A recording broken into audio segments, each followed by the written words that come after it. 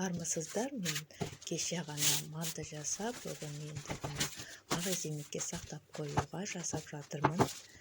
Өйткені осы бізде жаңағы жұмыспен жүріп кетеміз, қолымыз босамайды, сол кезінде осындай магазинге салып қойсаңыз, қатырып қойсаңыз болады. Мен сияқты тестосын жасалу жолы оп-оңай. Әрбір 100 грамм, мысалға бір штук жұмыртқа салсаңыз, 100 грамм су құюыңыз керексіз. 2 штук жұмыртқа салсаңыз, 200 грамм су құюыңыз керексіз. Солайды жұмыртқаны қосты салып, араластырып, одан жаңағы 2 жұмыртқа болса 200 грамм су құйып, оны араластырып, ұн саласыз. Ұн салғанда бірге бір саласыз. Мысалға 200 грамм болса, 300 граммдай кетеді. 300-500 граммдай кетеді ұн. Оған себелейтініңіз бар, соның 500 граммдай ұныңыз кетеді. Солай есептейсіз. Бір килодай ұн сізде запаста тұру керек. Осылай кататек домалақ жасау үшін, бізге домалақ жасау үшін обязательно оқтауымызды бір жаңа қойып жатырмын ғой, қиғашынан алып жатырмын да. Байқасаңыздар, қоясын, оқтауды кішкене қиғашынан аласын. Сол жағдайда ғана домалақ болады. Осы уақытқа дейін негізінде мен қалай осы келіншектер домалақ жасайды деп өзім таңғалатынмын.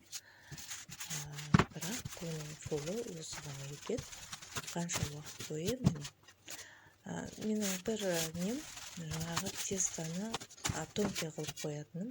Көбінше тонкий қылып жасаймын. Негізінде тонкий қылып жасамауларыңыз керек сіздер.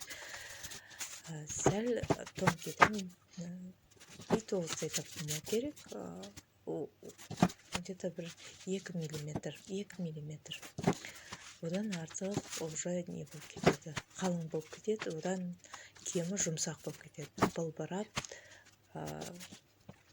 жаңағы қамырыңыз ағып кетеді дегендей ғой, жыртылып ағып кетеді. Қанша жұмыртқа салсаңыз да по-любому ағып кетеді, поэтому совсем қалың емес, совсем жұқа емес болу керек. Міне уже осылай командаңыз болса, жүдә жақсы. Негізінде манты жасаған кезінде команда дегенде ход жолдасыңыз болсын, ход не болсын, мен қазір жалғызбын, жұмыс дегенде де особо маған көмектеспейді ешкім. Тамақ жегенде біледі, көмектесу деген жоқ бізде. Так что ондай адамдар болса, мен сіздерді қатты біргемін, сіздермен біргемін.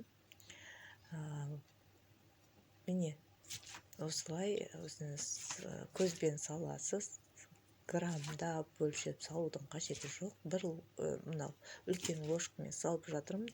Фаршты жасау жолы негізінде бар ғой, сочный болады, когда сіз қолмен кескен кезінде фаршты мясорубкамен суының барын крутить етіп, мясорубкамен құртқандай емес, қолмен кесесіз фаршты, етті, сиырдың етін, содан кейін барып пияз саласыз, жаңағы приправа, өзіңіз қалауынша приправа саласыз. Приправа дегенде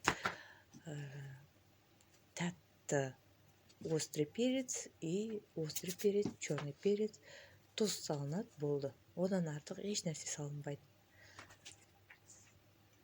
Сладкий перец деп аталады. Любой базардан алуға соны. Приправа салудың қажеті жоқ, дәмі шығып кетеді. Сочный болудың бір несі, жаңа айттым, қолмен турағанда. Қолмен турағанда су шығады, ал соғы шығады. Ал құйрық саласыз, құйрық салсаңыз өте дәмді болады еще.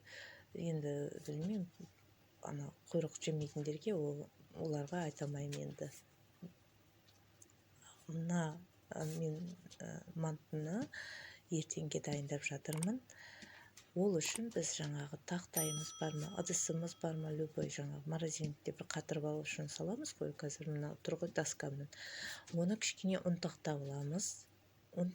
Ұн сеуіп, ұнтақтап алмасақ, морозильниктен 1-2 сағаттан кейін ал пакетке салған кезінде жабысып қалады жаңағы тақтайыңызға. Сол үшін ұнтақтап алыңыздар. оны себелеп. Резко болса орнында істеуге болады осылай. Ылғи оқтаумен кататези береді. Мен негізінде осындай жолда жеңіл көремін. Міне менің мантам ертеңге дайын. Келіңіздер, осылай морозильникке саламыз. лайк